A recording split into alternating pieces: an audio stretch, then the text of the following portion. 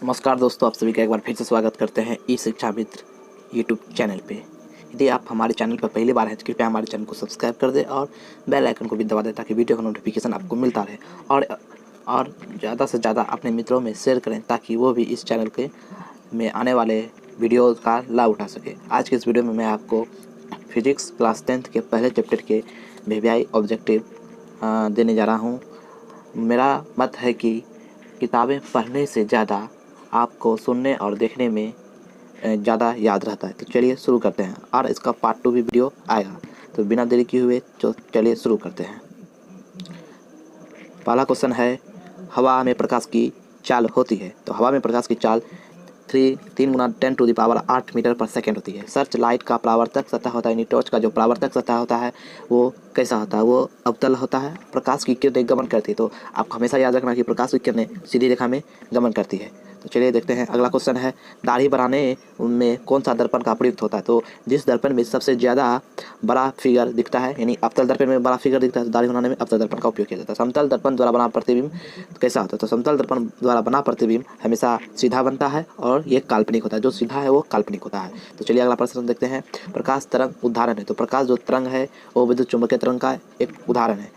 और प्रकाश के परावर्तन के कितने नियम है? 2 नियम है। ये भी बहुत ही इंपॉर्टेंट क्वेश्चन है। प्रकाश किरण के कितने नियम है? तो 2 नियम है। अगला क्वेश्चन देखते हैं। गोलीय दर्पण में फोकसांतर एवं वक्रता त्रिज्या के बीच संबंध होता है बराबर r/2। सभी को याद है, याद भी रखना है। चलिए अगला क्वेश्चन देखते हैं। किस दर्पण में बड़ा प्रतिबिंब बनता है? तो बड़ा प्रतिबिंब यानी हजामिती दर्पण में तो वो दर्पण होता है अवतल दर्पण होता है। चलिए अगला प्रश्न देखते हैं। उत्तल दर्पण द्वारा बना प्रतिबिंब होता है। तो उत्तल दर्पण द्वारा बना प्रतिबिंब जो हमेशा सीधा होता है और काल्पनिक होता है। चलिए अगला प्रश्न देखते हैं। साइड मिरर के रूप में उपयोग होता है। साइड मिरर के रूप में जो उपयोग होता है वो उत्तल लेंस का होता है, जो जिसकी फोकस ज़्यादा दूरी तक होता है। ईंट है तो ईंट अपारदर्शी पदार्थ है, हम ईंट के आर पार नहीं देख सकते हैं। चलिए अगला प्रश्न देखते हैं। हमारी आंखें जो देख सकती है वो है। तो हमारी आंखें दीप्त एवं प्रदीप्त दोनों वस्तुओं को देख सकती है। तो अगला प्रश्न देखते हैं। दर्पण सूत्र है। तो दर्पण सूत्र होता है 1/u + 1/v = 1/f। और यदि यहाँ पे लेंस सूत्र पूछे तो ये हो जाएगा लेंस सूत्र। और दर्पण सूत्र 1/v + 1/u = 1/f। तो आपको दोनों याद रखना है। चलिए अगला प्रश्न देखते हैं। गोलीय दर्पण के परावर्तन पृष्ठ की वृत्ताकार सीमा रेखा का व्यास कहलाता है। तो वो है वक्रता त्रिज्या। चलिए अगला प्रश्न। दंत विशेषज्ञ किस दर्पण का उपयोग मरीजों के दांत को बड़ा प्रतिबिंब देखने देते? बड़ा प्रतिबिंब का सवाल जहां भी आए आप अवतल दर्पण पे सिलेक्ट करें। तो चलिए अगला प्रश्न देखते हैं। संयुग्मी फोकस संभव है। तो संयुग्मी फोकस केवल अवतल दर्पण में संभव है।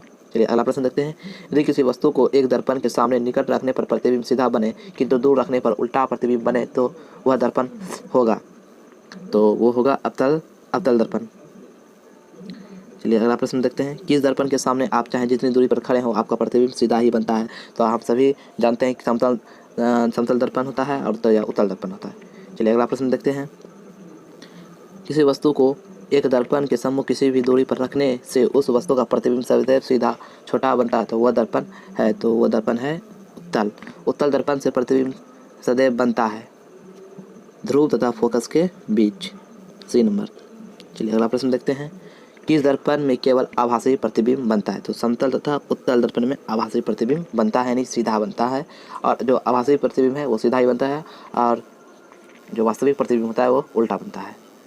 चलिए अगला प्रश्न देखते हैं। किसी वस्तु को हम तभी देख पाते हैं जब वस्तु पर प्रकाश परावर्तित होती है, यानी किसी वस्तु पर प्रकाश पड़ती है और वहाँ से टकराकर हमारी आंखों की ओर आती है तभी हम किसी वस्तु को देख सकते हैं। चलिए अगला प्रश्न देखते हैं। किस दर्पण में वास्तविक प्रतिबिंब नहीं बन सकता? वास्तविक प्रतिबिंब नहीं बन सकता है समतल दर्पण में। वो हमेशा सीधा ही प्रतिबिंब बनाएगा और सीधा प्रतिबिंब हमेशा वास्तविक नहीं होता है, यानी काल्पनिक होता है। चलिए अगला प्रश्न देखते हैं। ये लास्ट प्रश्न है।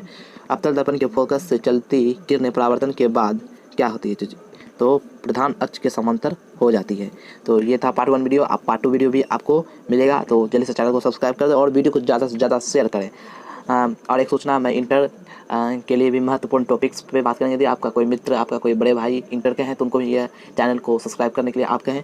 और यदि ज़्यादा से ज़्यादा आप सब्सक्राइब कराते हैं और तो हमें लाइव होने का मौका मिलेगा, क्योंकि लाइव होने के लिए कम से कम 1000 सब्सक्राइबर की आवश्यकता होती है। आप देख सकते हैं कि मेरा सब्सक्राइबर कितना है, मैं नया आया हूँ। तो आप सभी का प्यार और सपोर्ट चाहिए। मैं आप सभी से बातें करता रहूँगा और आप सबों को टिप्स और ट्रिक भी दूंगा। तो बने रहिए मेरे इस अगले वीडियो तक, इंतजार करिए। अगले वीडियो में पार्ट 2 में और एक वीडियो दूंगा कि लॉकडाउन में आप किस तरह से पढ़ाई करें, और वो 5 तरीके बताऊंगा लॉकडाउन में अपने पढ़ाई, अपने एग्जाम की तैयारी करने से संबंधित बातें। तो वीडियो देखने के लिए आपका बहुत बहुत धन्यवाद। मिलते हैं अगले वीडियो में, तब तक के लिए बाय बाय, टाटा।